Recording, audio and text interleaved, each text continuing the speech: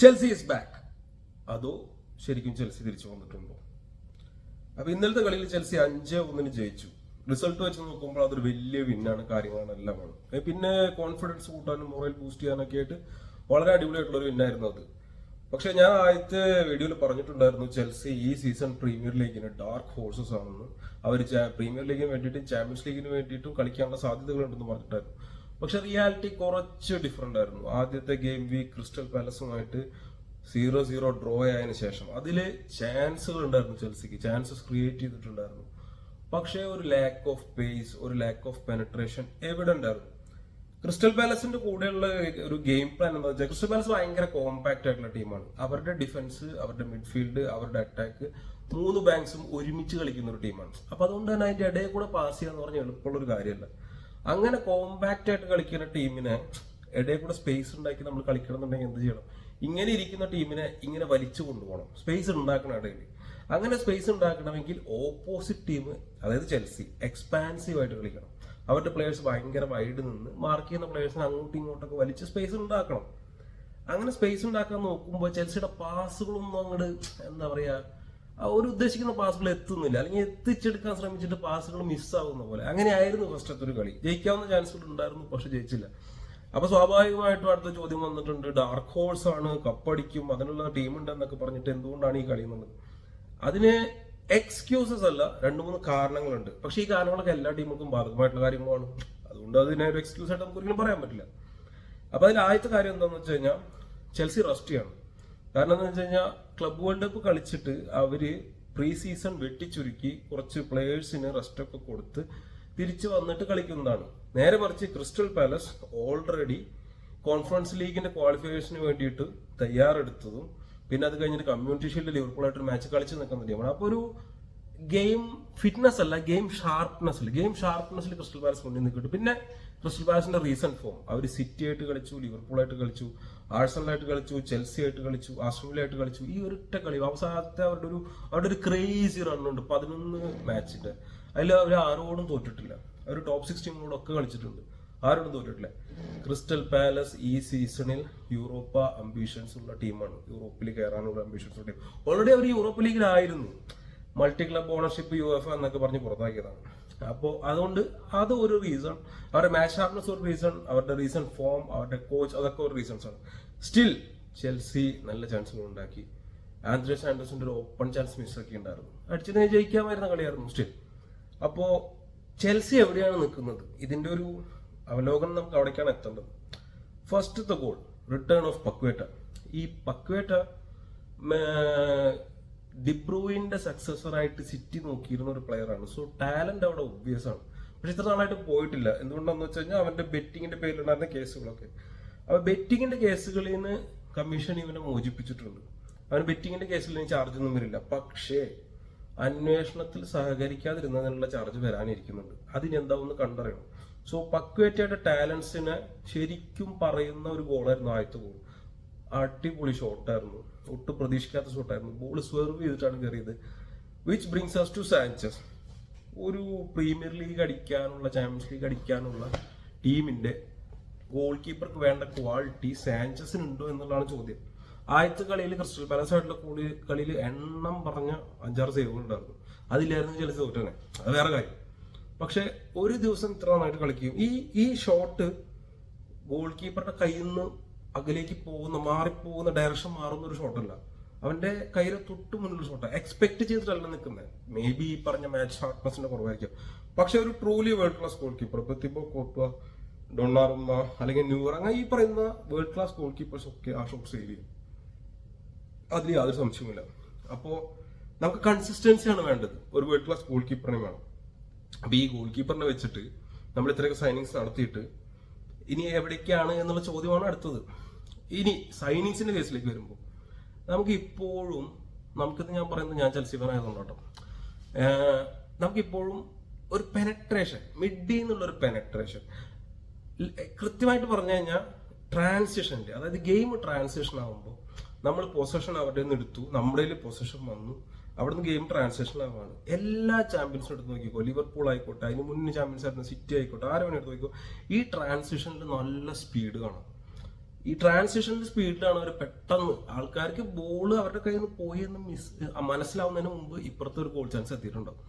ആ ട്രാൻസിഷന്റെ സ്പീഡും പെനട്രേഷനുമാണ് ചാമ്പ്യന്മാരെ തീരുമാനിക്കുന്ന ഘടകം. അപ്പൊ അതൊക്കെ ചെൽസിക്ക് കളിയിൽ ഇപ്പോഴും ഉണ്ടോ എന്ന് ചോദിച്ചാൽ കുറച്ച് കുറവാണ്. അതുകൊണ്ടാണ് സാവി സിമ്മൺസ് നോക്കുന്നത്. സാവി സിമ്മൺസ് ഈ പറയുന്ന പെനട്രേഷൻ കൊണ്ടുവരും മിഡിൽ നിന്ന് എന്നുള്ളത് കാരണം. Which brings us to Estevao. എസ്തവാവിന്റെ കളി അടിപൊളി കളിയായിരുന്നു. ഇനി എസ്തവാന്റെ കളിയിൽ ക്രിസ്റ്റൽ പാലസ് ആയിട്ടുള്ള കളിയിലും ഇന്നത്തെ കളിയിലുള്ള വ്യത്യാസം പറഞ്ഞുതരാം. ആദ്യത്തെ സ്റ്റാർട്ട്, ആദ്യത്തെ മാൻ ഓഫ് ദ മാച്ച്, 18 വയസ്സിൽ അസിസ്റ്റ്, ചെൽസിയുടെ ഏറ്റവും യങ്ങസ്റ്റ് അസിസ്റ്റ് എന്നുള്ള റെക്കോർഡ് ഇത്രയും അവൻ ആദ്യത്തെ ഗെയിം കൊണ്ട് നേടിയിട്ടുണ്ട്. ക്രിസ്റ്റൽ പാലസുമായിട്ടുള്ള കളിയിൽ എന്തായിരുന്നു വെച്ച് കഴിഞ്ഞാൽ ആള് ഡ്രിബിൾ ചെയ്യാനാണ് നോക്കിയത്. കുറച്ച് സമയം ആൾക്ക് കിട്ടിയുള്ളൂ. ആ കിട്ടിയ ചാൻസുകളിൽ ആള് ഡ്രിബിൾ ചെയ്ത് കയറാനാണ് നോക്കുന്നുണ്ടായിരുന്നു. അതിൽ നിന്ന് ബോൾ മിസ്സാവുന്നുണ്ടായിരുന്നു. അതിൽ നിന്ന് എന്താ പറയാ ബാക്കിലേക്ക് ഇപ്പൊ നമുക്ക് ഇങ്ങോട്ട് തിരിച്ച് ബോൾ പൊസിഷൻ മാറി ഈ പറയുന്ന ട്രാൻസാക്ഷൻ സംഭവിക്കുന്നുണ്ടായിരുന്നു. പക്ഷെ ഇന്നലത്തെ കളിയിൽ ആൾക്കത് മനസ്സിലായി. 18 വയസ്സിൽ ആ ഒരു ഗെയിം ഇന്റലിജൻസ് ഉണ്ടാവുക എന്നുള്ളതാണ് വലിയ കാര്യം. അത് മനസ്സിലായിട്ട് ഡയറക്റ്റ് ആയിരുന്നു, വേറെ ഒന്നിനും ശ്രമിച്ചിട്ടില്ല. ബോൾ എടുക്കുന്നു, സ്പേസിലേക്ക് ഡയറക്റ്റ് പോകുന്നു, കട്ട് ബാക്ക്, സിമ്പിൾ സാധനം, സിമ്പിൾ ഗോൾ. ലെജൻഡറി ആയിട്ടുള്ള യോഹാൻ ക്രൈഫ് പറഞ്ഞിട്ടുണ്ട്, ഫുട്ബോൾ കളിക്കാൻ ഭയങ്കര എളുപ്പമാണ്, പക്ഷെ ഏറ്റവും സിമ്പിൾ ഫുട്ബോൾ കളിക്കാൻ, അതായത് ഒരു ബോൾ എടുക്കുന്നു, കറക്റ്റ് പാസ് കൊടുക്കുന്നു, ആ സിമ്പിൾ ഫുട്ബോൾ കളിക്കാനാണ് ഏറ്റവും ബുദ്ധിമുട്ടുന്നത്. ആ സിമ്പിൾ ഫുട്ബോളാണ് എസ്താവ് കളിച്ചത്. അതിനുള്ള ഇന്റലിജൻസ് അവൻ കാണിച്ചു എന്നുള്ളതാണ്. അപ്പൊ രണ്ട് കളിയിലും രണ്ട് സ്റ്റൈലിലാണ് അവൻ കളിച്ചിരിക്കുന്നത്. അപ്പൊ ഇത് ഇവന് ട്രൂലി വേൾഡ് ക്ലാസ് ആവാനായിട്ട് ഇതെപ്പോ ചെയ്യണം എന്ന് തീരുമാനിക്കുന്ന ഒരു ഗെയിം ഇന്റലിജൻസ് ഉണ്ട്. ഡ്രിബിൾ എപ്പോ ചെയ്യണം, ബോൾ എപ്പോ പോസ് ചെയ്ത് നിർത്തണം, എപ്പോ ഡയറക്റ്റ് അറ്റാക്ക് ചെയ്യണം എന്ന് തീരുമാനിക്കുന്ന ഒരു സംഭവം. അതിൽ കൺസിസ്റ്റന്റ് ആയി കഴിഞ്ഞാൽ ചെൽസിയുടെ കയ്യിലിരിക്കുന്ന ഒരു ട്രൂലി വേൾഡ് ക്ലാസ് ടാലന്റാണ്. ഈ വേൾഡ് ക്ലാസ് ടാലന്റിനെ പറ്റി പറയുമ്പോൾ അടുത്ത ആളിലേക്ക് വരേണ്ടത്, ഇതേപോലെ വേൾഡ് ക്ലാസ് ടാലന്റായിട്ട് വന്ന ആളാണ് ആന്ദ്രേ സാന്റോസ്. ആന്ദ്രേ സാന്റോസിൽ ഭയങ്കര പ്രതീക്ഷകളുണ്ടായിരുന്നു ചെൽസി ഫാൻസിന്. പക്ഷേ ഫ്രഞ്ച് ലീഗിൽ നിന്ന് പ്രീമിയർ ലീഗ് എന്ന് പറയുമ്പോൾ ക്വാളിറ്റിയിൽ ഭയങ്കര ഡിഫറൻസ് ഉണ്ട്. അപ്പൊ അതിന് വേണ്ടിയിട്ടുള്ള ഒരു സമയം, ഒരു എക്സ്പെക്ടേഷനൊക്കെ ഒന്ന് കുറയ്ക്കണം. അതിൽ നിന്നുള്ള ഒരു സമയം, ഒരു ചേഞ്ച് ആ ക്വാളിറ്റിയിലേക്ക് വരാനായിട്ട് സാന്റോസിന് കൊടുക്കണം.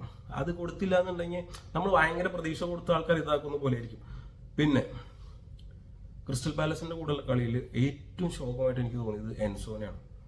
എൻസോ സ്കൂൾ കുട്ടികൾ കളിക്കുന്ന പോലുള്ള കളികൾ കുറച്ച് കാണിക്കുന്നുണ്ടായിരുന്നു. അതിൽ ഏറ്റവും കൂടുതൽ ഫ്രസ്ട്രേറ്റഡ് എൻസോ തന്നെയായിരുന്നു. അതിന് ബോൾ കാലുമെന്ന് പോകുന്നതൊക്കെ അവൻ അറിയായിരുന്നു. പിന്നെ മേ ബി സീസൺ തുടങ്ങിയിട്ടുള്ളൂ, സ്ലോ സ്റ്റാർട്ട് ആയിരിക്കാം. കഴിഞ്ഞ വട്ടം എങ്ങനെയാന്ന് വെച്ച് കഴിഞ്ഞാൽ ആദ്യത്തെ ഹാഫിൽ എൻസോ കുറെ ഗോൾ അടിക്കുക കാര്യമൊന്നും ഉണ്ടായിരുന്നില്ല. സെക്കൻഡ് ഹാഫിൽ കഴിഞ്ഞ സീസണിന്റെ സെക്കൻഡ് ഹാഫിലാണ് എൻസോ ഗോൾ അടിക്കാനും സ്കോർ ചെയ്യാനൊക്കെ തുടങ്ങിയത്. ചിലപ്പോൾ നമ്മുടെ ഹാരി കെയിന്റെ ഓഗസ്റ്റ് ഗേൾസ് ഭയങ്കര ഫേമസ് ആയിരുന്നില്ലേ, അതുപോലെ അവിടെ നിന്ന് അങ്ങോട്ട് മുന്നോട്ട് കയറി വരാൻ എൻസോയ്ക്ക് പറ്റുമായിരിക്കും. എൻസോയ്ക്ക് പറ്റണം, അല്ലെങ്കിൽ നമുക്ക് കളിക്കണ്ടേ. അപ്പോൾ എൻസോന്റെ ഒരു സ്ലോ സ്റ്റാർട്ട് ഉണ്ട്. പിന്നെ അതുപോലെ തന്നെ പെഡ്രോ നെട്ടോ ടീമിന് വേണ്ടി ഭയങ്കര ഹാർഡ് വർക്ക് ചെയ്യുന്ന പ്ലെയറാണ്. ഭയങ്കര ഹാർഡ് വർക്ക് ചെയ്യുന്നു. പക്ഷെ ഇന്നലത്തെ ഡിസിഷൻ മേക്കിംഗ് എന്ന് പറഞ്ഞു കഴിഞ്ഞാൽ ഈ 5 ഗോളിൽ നിൽക്കാതെ ഒരു 8-9 ഗോൾ അടിക്കുകയായിരുന്നു. ഒരു 3-4 അറ്റാക്ക് പെഡ്രോ നെറ്റോന്റെ ഡിസിഷൻ മേക്കിംഗ് മാത്രം കൊണ്ട് പാളിപ്പോയിട്ടുണ്ട്. ജാവോ പെഡ്രോ കുറച്ചൊക്കെ ഫ്രസ്ട്രേറ്റഡ് ആയിരുന്നു. പക്ഷെ ഇത് ഒരു എന്താ പറയാ, സീസൺ സ്റ്റാർട്ട് ചെയ്യുമ്പോൾ ഈ പറഞ്ഞ മാച്ച് ഷാർപ്നെസിന്റെയും അല്ലെങ്കിൽ അതുപോലെ തന്നെ ഒരു ലിങ്ക്, പ്ലേയേഴ്സ് തമ്മിലുള്ള സിങ്ക് വരുന്നുള്ളൂ, അതിന്റെയൊക്കെ ഒരു കുറച്ച് ഇഷ്യൂസ് ആയിരിക്കാം. ഈ പറയുന്ന പോലെ പ്രീ സീസൺ ഉണ്ടായിരുന്നില്ലല്ലോ, ക്ലബ് വേൾഡ് കപ്പിനിടയിൽ വന്നു, റെസ്റ്റ് എടുത്തു, ആകെ 2 മാച്ച് പ്രീ സീസണിൽ കളിച്ചു. അപ്പൊ അവിടെ നിന്ന് അങ്ങോട്ടുള്ള സ്ലോ സ്റ്റാർട്ട് ആയിരിക്കാം, അങ്ങനെ വിചാരിക്കുന്നു. ഇനി Joao Pedro is A delight man. Joao Pedro delight ആണ്. ഈ ലിയാം ഡിലാപ്പ്, ഇന്നലെ ഡിലാപ്പ് ഗോൾ അടിച്ചിട്ട് പോലില്ല. ഒരു സ്ട്രൈക്കറാണ്, 5 ഗോൾ സ്കോറേഴ്സ് ഉണ്ടായിരുന്നു, എന്നിട്ട് പോലും ഡിലാപ്പ് ഗോൾ അടിച്ചിട്ടില്ല. പക്ഷെ ഡിലാപ്പ് അവിടെ ഉണ്ടാക്കുന്ന സ്പേസ്, അവന്റെ റൺസ്, ഈ പറയുന്ന ഗോളുകൾക്ക് വെച്ചു കൊടുക്കുന്ന ബോൾ, ഇതൊക്കെ അടിപൊളിയായിരുന്നു. അപ്പൊ ഈ യങ് ടീമിൽ ഇനിയും പ്രതീക്ഷയുണ്ട് നമുക്ക്. പക്ഷേ വെസ്റ്റ് ഹാമിനെ 5-1 തോൽപ്പിച്ചെന്ന് പറഞ്ഞിട്ട് ആരും എക്സൈറ്റഡ് ആവരുത്. കാരണം എന്താന്ന് വെച്ച് കഴിഞ്ഞാൽ ചാമ്പ്യൻഷിപ്പിൽ നിന്ന് പ്രൊമോഷനായിട്ട് കയറി വന്ന സണ്ടർലാൻഡിനോട് 3 ഗോളിന് മേടിച്ച് തോറ്റിട്ടാണ് വെസ്റ്റ് ഹാം നിൽക്കുന്നത്. ഇനി വെസ്റ്റ് ഹാമിന്റെ പ്രശ്നം എന്താ? വെസ്റ്റ് ഹാമിന് പ്ലെയേഴ്സ് ഇല്ലാഞ്ഞിട്ടാണ്? അല്ലല്ല, അവർക്ക് നല്ല പ്ലെയേഴ്സ് ഉണ്ട്. കാലം വിൽസൺ ഉണ്ട്, ജെയിംസ് വാട്ടർ ഹൗസ് ഉണ്ട്, ആരൊക്കെയുണ്ട്, സോഷ്യക്ക് ഉണ്ട്, അങ്ങനെ നല്ല പ്ലെയേഴ്സ് ഇഷ്ടം പോലെ ഉണ്ട്. പക്ഷെ അവരുടെ ടീമിന് ഈ പറയുന്ന ഒരു ഇപ്പൊ എല്ലാ ടീമുകളും ഏജ് കുറച്ചു കൊണ്ടുവരാൻ നോക്കുമ്പോൾ, ഏജ് പ്രൊഫൈല് ആവറേജ് ഏജ് കുറച്ചു കൊണ്ടുവരാൻ നോക്കുമ്പോൾ ഇവരുടെ ആവറേജ് ഏജ് കുറഞ്ഞിട്ടല്ല. ഈ ടീമിന് ഒരു റിഫ്രഷിങ് ആവശ്യമുണ്ട്. അത് ഈ സൈനിങ്, ഈ ട്രാൻസ്ഫർ കഴിയുന്നതിനുള്ള നടത്തില്ല എന്നുണ്ടെങ്കിൽ ഗ്രാഹം പോട്ടർക്ക് ഭയങ്കര പണിയാണ്. അവരുടെ ഏറ്റവും ബെസ്റ്റ് പ്ലെയർ, നല്ല പേസ് ആയിട്ട് അവരുടെ വിങ്ങിൽ കളിച്ച 20 വയസ്സുകാരനായ ഒരു മാലിക് ദിയൂഫ് ഉണ്ടായിരുന്നു, സെനഗലിന്റെ. അവനായിരുന്നു അവരുടെ ഏറ്റവും നല്ല പ്ലെയർ. ആ പറയുന്ന പോലുള്ള ഒരു ഫ്രഷ്നെസ്സും പേസും ഇഞ്ചക്ട് ചെയ്യാൻ ഈ ടീമിന് പറ്റണം. ഇപ്പൊ എന്താന്ന് വെച്ച് കഴിഞ്ഞാൽ ഈ ലാക്ക് ഓഫ് പേസ് ഉണ്ട്, ലാക്ക് ഓഫ് ലെഗ്സ് ഉണ്ട്, ഹെവി ലെഗ്സ് ഉള്ള മാതിരിയാണ് അവരുടെ മിഡ്ഫീൽഡിലേക്ക് കളി. അപ്പൊ ഈ കളിയും വെച്ചിട്ട് വെസ്റ്റ് ഹാം ഭയങ്കര പ്രശ്നമായിരിക്കും. വെസ്റ്റ് ഹാം ഒക്കെ റെലഗേറ്റഡ് ആവുമെന്ന് നമുക്ക് ചിന്തിക്കാൻ പോലും പറ്റില്ല. അല്ലെങ്കിൽ പിന്നെ അവര് തറോ ഡിഫൻസീവ് ഗെയിം കളിക്കണം. എങ്ങനെ പോയാലും ഏത് ടീം വന്നാലും ഗോളടിക്കാൻ സമ്മതിക്കില്ല എന്നുള്ളൊരു വാശിയോടുകൂടി ഒരു കളിയുണ്ട്. അത് കളിക്കണം. അത് കളിക്കാൻ അവർക്ക് പറ്റുമെന്ന് നമുക്ക് നോക്കാം. പക്ഷേ ചെൽസി ഫാൻസിനുള്ളത് ഈ ടീമിൽ സാധനങ്ങളുണ്ട്. പക്ഷേ ഈ ടീമിന് ഒരു സ്ലോ സ്റ്റാർട്ടാണ്. കുറെ പേര് ഇനി സിങ്ക് ആവാനുണ്ട്, കുറെ പേര് അവരുടെ നല്ല കളികളിലേക്ക് എത്താനുണ്ട്. വെസ്റ്റ് ഹാമിനെ 5-1 തോൽപ്പിച്ചു എന്നുള്ളത് ഒരിക്കലും ഒരു മെട്രിക് ആയിട്ട് നിങ്ങൾ എടുക്കരുത്. ഡാർക്ക് ഹോഴ്സസ് ആണ് എന്ന് പറഞ്ഞതിൽ ഞാൻ ഉറച്ചു നിൽക്കുന്നു. പക്ഷേ ക്ലബ് വേൾഡ് കപ്പ് കഴിഞ്ഞു, അത് നമ്മൾ അടിച്ചു കപ്പ്. അത് കഴിഞ്ഞിട്ട് ഇപ്പൊ നമ്മൾ റിയാലിറ്റിയിലേക്ക് എത്തിരിക്കുകയാണ്. ഈ റിയാലിറ്റിയിൽ ചെൽസി സ്റ്റാർട്ട് ഫാസ്റ്റ് ആക്കിയില്ലെങ്കിൽ ഇനി അടുത്ത് വരാൻ പോകുന്ന ക്വാളിറ്റി ടീമിന് ഇവിടെ ക്രിസ്റ്റൽ പാലസ് ഒരു ക്വാളിറ്റി ടീമായിരുന്നു. അവർക്ക് മുന്നേ ഒരു സ്റ്റാർട്ട് കിട്ടിയിട്ടുണ്ട്. അവരോട് നമുക്ക് ജയിക്കാൻ പറ്റിയില്ല. ടോപ്പ് 6 പ്രീമിയർ ലീഗിനും ചാമ്പ്യൻസ് ലീഗിനൊക്കെ വേണ്ടി മത്സരിക്കണമെന്നുണ്ടെങ്കിൽ ടോപ്പ് ടീമിനെ തോൽപ്പിക്കാൻ വേണം. അപ്പൊ ഈ മാച്ച് ഷാർപ്നെസ്സും അതും നമുക്കൊരു ന്യായീകരണങ്ങളല്ല. ടീം അപ് ടു സ്പീഡ് ആയേ പറ്റൂ, കളിക്കാർ അപ് ടു ഫോം ആയേ പറ്റൂ. ഇനി പാമറിന് പറ്റിയ ഇഞ്ചുറിയുടെ എക്സ്റ്റെൻഡ് എത്രയാണെന്ന് അറിയില്ല, അതെവിടെ വരെ എത്തുമെന്ന് അറിയില്ല. ഇപ്പോ വെസ്റ്റ് ഹാമിനെ തോൽപ്പിച്ചു എന്നുള്ളത് ഒരു മെട്രിക് അല്ല. പക്ഷേ ഈ ടീമിൽ പ്രതീക്ഷയുണ്ട്, കളിക്കാൻ കഴിയുന്ന ആൾക്കാരുണ്ട്, എല്ലാവരും വളരെയാണ്. എസ്തുവാവും പാമറും ജാവപ്പെട്ടറും ഒക്കെ ഒരുമിച്ച് കളിക്കട്ടെ, സാവി സിമൺസ് വരട്ടെ, മിഡിൽ നിന്ന് പെനട്രേഷൻ വരട്ടെ, അങ്ങനെ നമ്മൾ മാത്രം കപ്പടിക്കട്ടെ, നമ്മൾ മാത്രം. ജയ് മഹിഷ് മതി.